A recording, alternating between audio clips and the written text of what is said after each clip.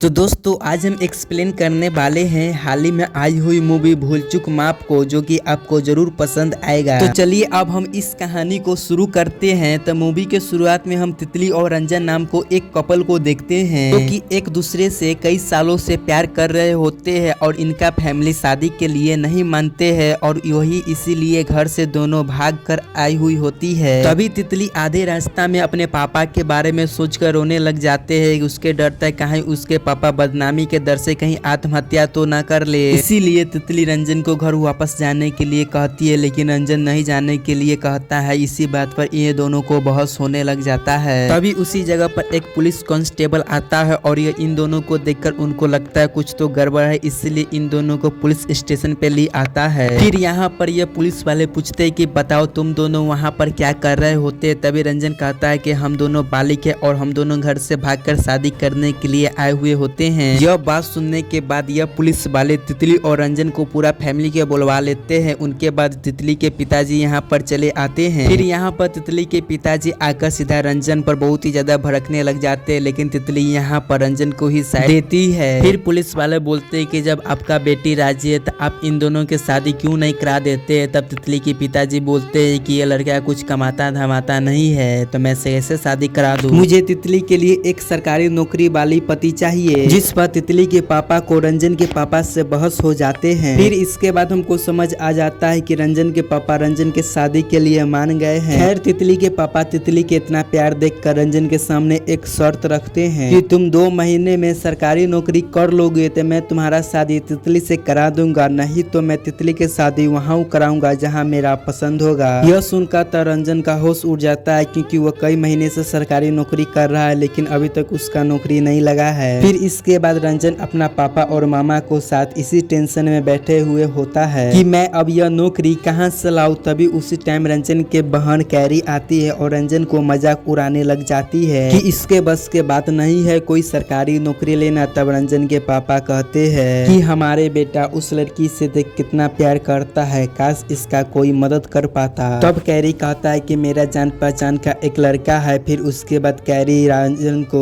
एक सुशील नाम के लड़का से मिलवाता है, जो असल में कैरी का बॉयफ्रेंड था। वो बताता है कि मैं एक भगवान दास नाम के लड़के को जानता हूँ, वो आपकी सरकारी नौकरी पक्का लगवा देगा, क्योंकि उसके सरकारी नौकरी में कई सारे विवाह कनेक्शन हुआ है। फिर उसके बाद रंजन काफी ज्यादा खुश हो जाता है। फिर उसके बाद सुशील के साथ भगवान दास के पास आता है। भगवान दास रंजन की हालत देखकर कहता है कि नौकरी तो मैं दिलवा दूंगा, लेकिन उससे पहले तुम्हें एडवांस 2 लाख रुपया देना पड़ेगा और बाकी के 6 लाख काम हो जाने के बाद। इतना सुनने के बाद रंजन कहता है कि मेरे पास पैसे तो नहीं है, कोई और उपाय बताइए। लेकिन भगवान दास कहता है नहीं, पैसे के इंतजाम करो और हाल ही में ही एक सचिव विभाग में एक नौकरी निकला है, तो मैं वहाँ पर तुम्हारा सेटिंग करवा सकता हूँ। उसके बाद रंजन परेशानी में बैठा हुआ होता है कि मैं 2 लाख रुपया कहाँ से लाऊं, वो भी इतनी जल्दी। फिर उसके बाद तितली यहाँ पर आती है और तितली सारा बात जानकर हैरान हो जाती है और तितली ये कहीं न कहीं उम्मीद थी कि अब रंजन की नौकरी लग सकती है। जिसके बाद तितली अपने माँ को सोना के हार लेकर सोनार के पास जाकर गिरवी रखवा देती है और वह उसे 2 लाख रुपया लेकर रंजन को दे देती है। यानी कि तितली रंजन के लिए कुछ भी कर सकती थी। फिर रंजन वो पैसा लेकर भगवान दास को जाकर दे देता है और कहता है बस अब मेरा सिर्फ नौकरी लगवा दो। अब ऐसा ही कुछ दिन बीतता है। फिर एक दिन रंजन के घर पे उसका मामा आता है और कहता है कि भगवान दास कई दिनों से अपना ऑफिस पे नहीं आया है, शायद वो तुम्हारा पैसा लेकर भाग गया है। यह सुनकर रंजन हैरान हो जाता है कि अब न मेरी शादी होगी और तितली के ऊपर से 2 लाख रुपया भी गया। फिर इसके बाद यह सभी लोग मिलकर भगवान दास को ढूंढते, लेकिन वह उसको कहीं भी नहीं मिलता है। फिर यह बात जब तितली को पता चलता है तो तितली रंजन को काफी ज्यादा सुनाती है। फिर वो रोते हुए कहती है कि अब मेरा शादी नहीं हो पाएगा और मेरा पापा दूसरे लड़कों से खोज लेंगे। यह सुनने के बाद रंजन रोने लगता है। अगले दिन रंजन नौकरी के ही बारे में सोच रहा होता है। तभी वहाँ पर एक हलवाई के मुँह से सुनता है कि वो अपने घर में बेटा होने की मन्नत मांगी है और उसके लिए वो अपना बाल मुलवाएगा। यह सुनने के बाद रंजन को आइडिया आता है कि मैं भी भोलेनाथ से मन्नत मांग लूं, कहीं वो मेरा विनती सुन ले। फिर इसके बाद रंजन सीधा मंदिर जाता है और भोलेनाथ से कहता है भगवान मेरा नौकरी लगा दे ताकि मैं तितली से शादी कर सकूं। और मन्नत के बदले उसे समझ ही नहीं आता कि वो भगवान से क्या अर्पित करे। रंजन यह पूछने के लिए पंडित जी के पास में जाता है और पंडित जी से कहता है कि मैं भगवान से क्या अर्पित करे जो कि मेरा मन्नत को वो पूरा स्वीकार कर सके। तब पंडित जी कहते हैं कि तुम भगवान से से कहो कि मैं अपना मन्नत के बदले में कोई भी भला काम कर दूंगा। फिर रंजन भगवान से ऐसा ही कह देता है। फिर रंजन अगले दिन उदास घर पर बैठे हुए होता है। अभी उसको फोन पे भगवान दास का कॉल आता है और कहता है कि बधाई हो, तुम्हारा नौकरी लग गई है और मैं तुम्हें सचिव विभाग में नौकरी कर दिया हूँ और उसी के लिए मैं लखनऊ गया था। यह सुनकर रंजन बहुत ही ज्यादा खुश हो जाता है। तभी हम देखते हैं कि तितली के घर पर लड़का वाला देखने के लिए आया है और लड़का बिजली विभाग में है। तभी तितली के बहन पर रंजन का फोन आता है और वो बताते कि तितली मेरा फोन नहीं उठा रहा है और तितली को तुम कह दो कि मेरी सरकारी नौकरी लग गई है। जब यह बात तितली को पता चलता है तो वह सामने बैठा हुआ लड़का को वहाँ से वह भगा देती है। फिर वहाँ पर थोड़ी देर में रंजन भी अपने माँ बाप के साथ मिठाई रखकर वहाँ पर रिश्ते के लिए आ जाता है और रंजन की नौकरी लग गई यह जानकर तितली के पापा काफी ज्यादा हैरान थे। खैर उसके बाद वो अपने वादा के अनुसार तितली के शादी का डेट निकलवाते हैं जो कि इसी महीना के 30 तारीख के था। यह बात सुनकर तितली और रंजन काफी ज्यादा खुश हो जाते हैं और अब कुछ ही दिन में घर में शादी की तैयारी होने लग जाते हैं। अब शादी से एक दिन पहले रंजन तितली से मिलने के लिए अकेले जाता है और वो कहता है कि कल मेरा शादी हो जाएगा, अब मुझे कोई भी अलग नहीं कर पाएगा। यह सुनकर तितली भी बहुत ही ज्यादा खुश हो जाती है। फिर अगले सुबह रंजन एक्साइटेड होकर उठता है और वो कहता है आज तो मेरा शादी है। फिर लेकिन वो बाहर उठकर देखता है तो यहाँ पर हल्दी का रस्म चल रहा होता है जो कि कल ही हो गया था। इसीलिए रंजन अपने माँ से आकर कहता है आज तो बाराती न निकले और तुम हल्दी में ही लटकी हो। लेकिन रंजन के माँ कहती है आज तो 29 तारीख है, आज नहीं कल बारात निकलेगा, आज तो हल्दी रस्म है। इससे रंजन बहुत ही ज्यादा कंफ्यूज हो जाता है। फिर रंजन के बहन बताती है तुझे तेजा यूज हो गया होगा। कभी कभी इंसान को ऐसा लगता है कि वह पहले ही जिंदगी जी लिया है। जिसके बाद रंजन भी चुपचाप हल्दी रस्म बना लेता है और वो 29 तारीख को कट का निशान लगा देता है कि आज के दिन सिर्फ खत्म हो जाए। इसके बाद रंजन अपने मामा से मिलने के लिए आता है तो उसके मामा ने उसके लिए बैचलर पार्टी का इंतजाम किए होते हैं जहाँ पर रंजन जाकर खूब ज्यादा एंजॉय करता है और वो कहता है चलो अकल तो मेरा शादी हो ही जाएगा। फिर अगले दिन जब रंजन उठता है तो वो देखता है आज तो 29 तारीख है, वो भी हल्दी का दिन और यहाँ सिर्फ रंजन ही था जिसको मालूम था कि यह दिन रिपीट हो रहा है। फिर रंजन अपने घर वालों को समझाने की कोशिश करने लग जाता है कि मैं हल्दी वाला दिन बहुत 2 दिन से मना रहा है, अब यह शादी वाला दिन कब आएगा। तब बात सुनने के बाद रंजन के घर वालों को लगता है कि रंजन का दिमाग हिल गया, इसीलिए वो रंजन को सीधा डॉक्टर के पास ले जाता है। फिर रंजन यहाँ से गुस्से में चले जाता है। जब रंजन अपने मामा के साथ देखता है तो देखता है कि वही हलवाई था उसके पास जिसकी मन्नत पूरी हो गई थी, इसीलिए वो उसने अपना बाल को कटवा लिए थे। फिर उसे देखकर रंजन को भी याद आता है कि मैंने भी मन्नत मांगी थी सरकारी नौकरी की और उसके बाद मैं अच्छा काम करता, लेकिन मैंने किया ही नहीं, इसीलिए भोलेनाथ मुझसे गुस्सा है, इसीलिए मेरा शादी के दिन आ ही नहीं रहा है। तब रंजन ये सब सोच ही रहा होता है तभी उसी जगह तितली चली आती है जिससे रंजन के बारे में पता चला था कि रंजन बहकी बहकी बात करता है। फिर रंजन ने तितली को बताया कि मुझे एक अच्छी काम करना होगा तभी जाके मेरी शादी होगी। इसके बाद रंजन सोचता है कि वो अच्छा काम क्या करे। फिर इसके बाद रंजन जाकर एक गुड़ वाला रोटी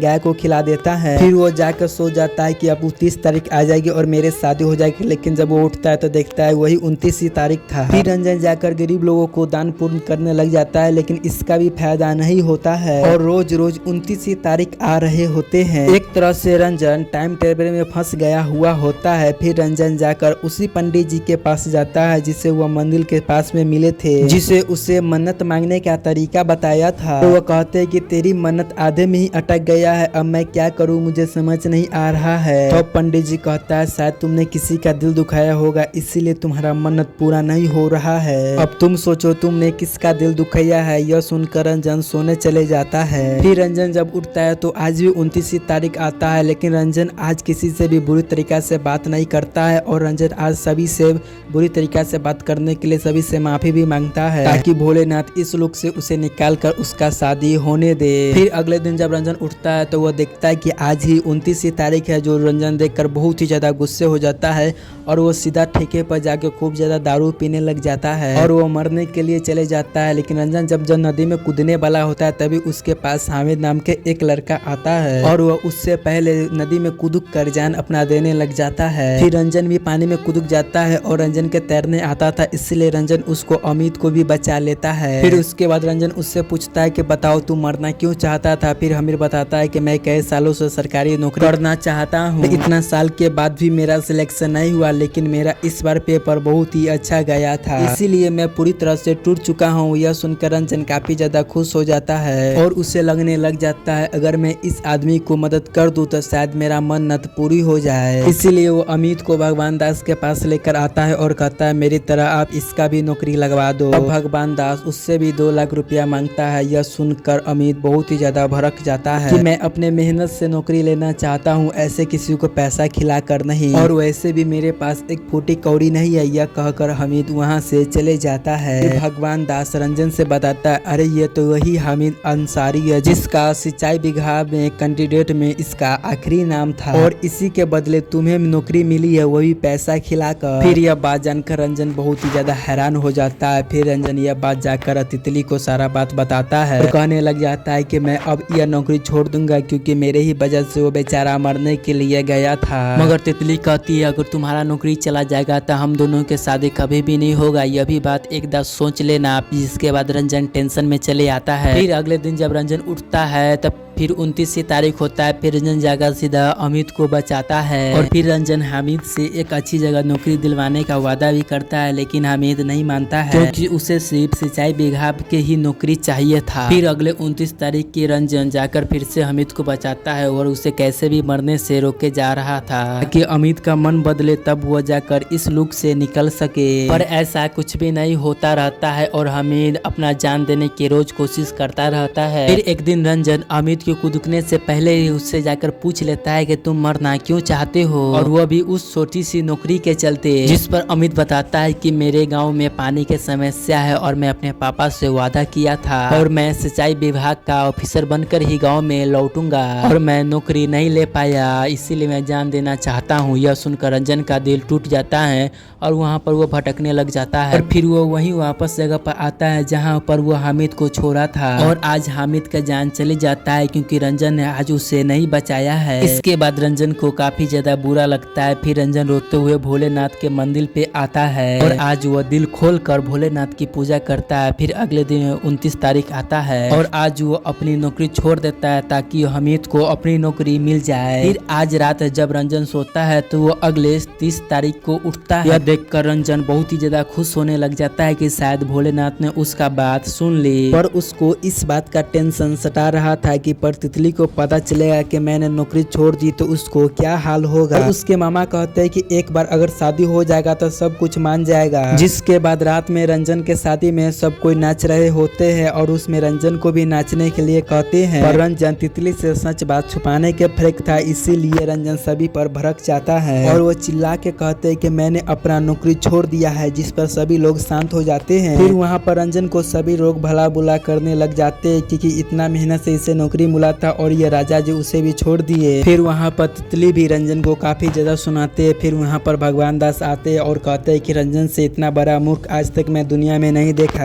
यह मूर्ख ने अपना नौकरी छोड़कर मेरा दिल जीत लिया क्योंकि यह मूर्ख ने ही अमित अंसारी को अपना नौकरी दे दिया है। साथ में भगवान दास भी तितली के नौकरी पर बहुत ही ज्यादा सभी को सुनाते हैं कि तुम लोग सिर्फ सरकारी नौकरी ही देखते हैं, मगर लड़का कैसा हो ये तुम लोगों के कुछ भी फर्क नहीं पड़ता है। और आज इसी के कारण कितने लड़के मेंटो ट्रोना के कारण से गुजरते रहते हैं, इसका अंदाजा भी है तुम्हें। यह सब सुनाकर भगवान दास वहाँ से चुपचाप चले जाते हैं और कहीं न कहीं तितली के पापा के अफसोस हो गया था। फिर तितली के पापा रंजन के पास आकर कहती है तुम्हें सरकारी नौकरी हो या प्राइवेट नौकरी, मुझे उससे कुछ भी फर्क नहीं पड़ता है, सिर्फ तू मेरे बेटी को खुश रखना, यही सबसे बड़ा बात है। इसके बाद रंजन बहुत ही ज्यादा खुश हो जाता है और इनका शादी यहाँ पर हो जाता है। फिर यह मूवी यहीं पर खत्म हो जाती है। दोस्तों आपको यह मूवी कैसा लगा आप हमें कमेंट पे जरूर बता दीजिएगा। जय हिंद जय भारत।